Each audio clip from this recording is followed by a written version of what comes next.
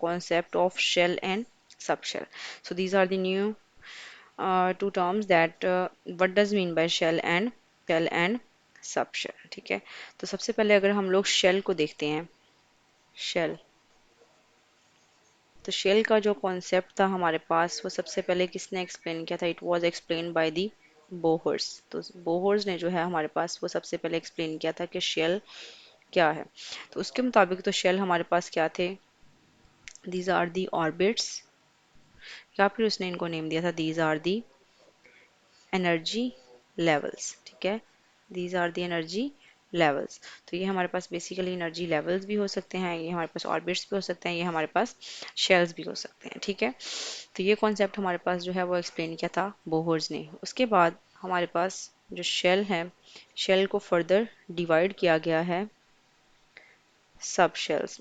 ठीक है, तो वन बाय वन आज हम इसकी डिटेल के बारे में पढ़ेंगे। हमारे पास जो शेल्स हैं उसकी प्रॉपर डेफिनेशन क्या है, या फिर हमारे पास जो सब शेल्स हैं वो क्या हैं, उनको नेमिंग क्या दी गई, या फिर सब शेल को जो है वो क्यों डिस्कवर किया गया कि एक एटम जो है उसके अंदर सब शेल प्रेजेंट होते हैं। इस सब के बारे में आज हम डिटेल में पढ़ेंगे कि हमारे पास शेल और सब शेल का कॉन्सेप्ट बेसिकली है क्या। ठीक है, so let's start shells. By definition, shells, these are the circular orbits. So shells are the circular orbits in which electrons revolve around the nucleus. Nucleus के around जो है वो electrons revolve करते हैं in the circular orbits, और इन circular orbits को हम लोग नेम देते हैं as a shells. ठीक है, and these shells are known as energy levels. Energy levels, and why they are called as energy levels? Because they have fixed energy. इनकी जो एनर्जी है हमारे पास वो फिक्स्ड होती है, इसी वजह से हम इनको नेम देते हैं एनर्जी लेवल्स। उसके बाद अगर हम इनकी नेमिंग देखें तो हमारे पास जो शेल है उसको हम लोग डिनोट करते हैं विद दी एन। एन जो है ये डिनोट करता है हमारे पास शेल नंबर को। ठीक है, कि शेल नंबर हमारे पास क्या है। If the value of N is equal to 1, तो शेल हमारे पास होगा फर्स्ट, और इस शेल का नेम होगा हमारे पास के।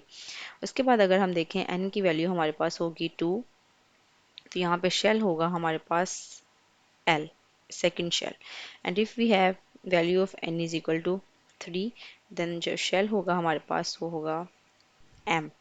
And if we have value of n is equal to 4, then the shell we have it is n। तो शेल होगा हमारे पास n एंड सो ऑन। ठीक है, तो ये था हमारे पास शेल।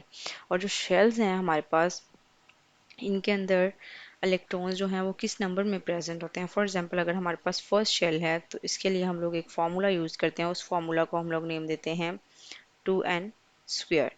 अब 2n स्क्वेयर हमारे पास क्या है? This is the formula by which we can find the number of electrons present in the shells, कि शेल्स में हमारे पास कितने इलेक्ट्रॉन्स प्रेजेंट हैं, और इस फार्मूला को यूज़ करते हुए हम लोग वो फाइंड कर सकते हैं। ठीक है, अगर n की वैल्यू 1 है, यहाँ पे हम पुट करते हैं for example, then we will get 2 into 1 square, we will get 2।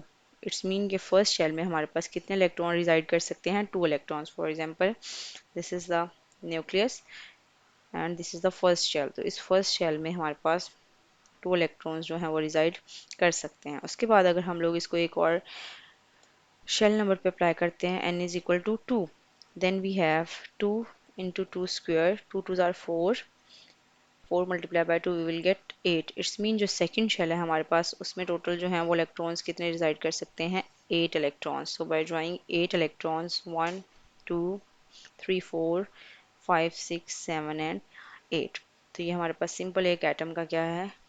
Structure है, जिसमें शो किया गया है शेल्स को, और शेल्स के अंदर शो किया है हमने नंबर ऑफ इलेक्ट्रॉन्स। ठीक है, तो ये सिंपल सा कॉन्सेप्ट था हमारे पास शेल का। उसके बाद है हमारे पास कॉन्सेप्ट ऑफ सबशेल। अब सबशेल हमारे पास क्या है? The place where there is the probability of finding an electron is more. यहाँ पे इलेक्ट्रॉन्स को फाइंड करने की प्रोबेबिलिटी जो हमारे पास है वो maximum probability of finding an electron is maximum, जहाँ पे इलेक्ट्रॉन की प्रोबेबिलिटी जो है वो फाइंडिंग की हमारे पास मैक्सिमम हो, उस प्लेस को हम लोग नेम देते हैं सबशेल। या फिर इसकी जो सेकंड डेफिनेशन है वो भी आप लोग देख सकते हैं कि सबशेल हमारे पास क्या है,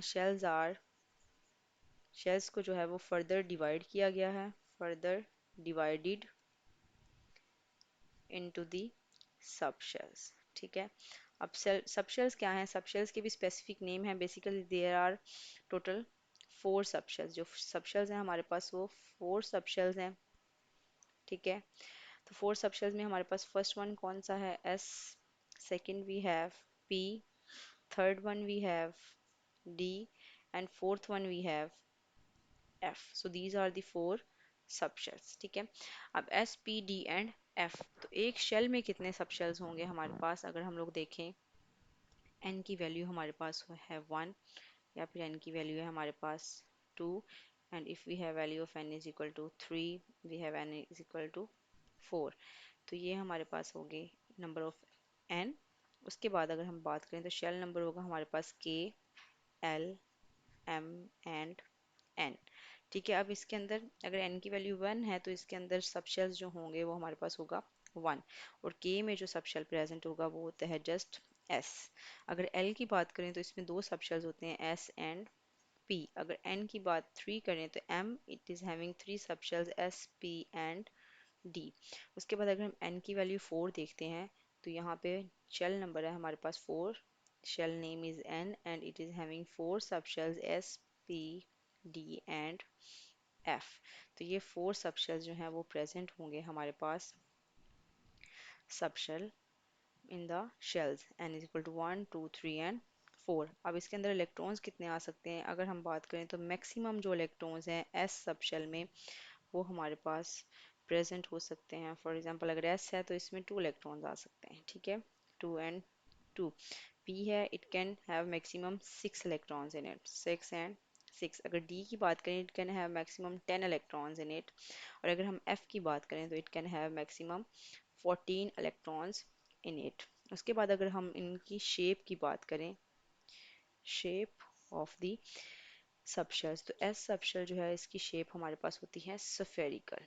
ठीक है, अगर पी की बात करें तो हमारे पास पी जो है वो 3 एक्सिस पे रिजाइड करता है, और इसमें इसकी जो शेप है हमारे पास वो होती है dumbbell shape, dumbbell shape along Y axis, along X axis and along Z axis. ठीक है, Y axis, X axis and Z axis. अगर हम लोग 5D को देखें तो इसके हमारे पास टोटल आगे 5 डिजेनरेट ऑर्बिटल्स हैं।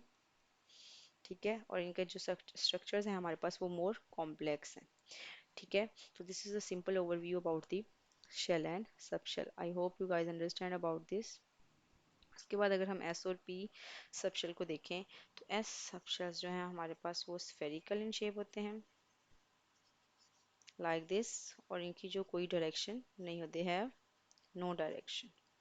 ठीक है, उसके बाद अगर हम लोग बात करते हैं पी सबशेल की, तो पी सबशेल जो है वो 3 एक्सिस पे रिजाइड करता है हमारे पास, X axis, Y axis and Z axis. अगर इसको ड्रॉ करें so this is the X axis, और इसकी जो शेप होती है वो हमारे पास होती है डम्बल शेप्ड। ठीक है, वाई एक्सिस पे ये रिजाइड करेगा हमारे पास लाइक दिस, और जी एक्सिस पे हमारे पास ये रिजाइड करेगा लाइक दिस। तो ये हमारे पास हैं S and P subshell. S में जो है वो मैक्सिमम इलेक्ट्रॉन्स रिजाइड कर सकते हैं 2, और पी में जो है वो मैक्सिमम इलेक्ट्रॉन्स रिजाइड कर सकते हैं 6 electrons. So this is a simple overview about the shell and subshell. I hope you guys understand about this, and if you have any queries you can ask me about that in the next section. For that time, have a good day and Allah Hafiz.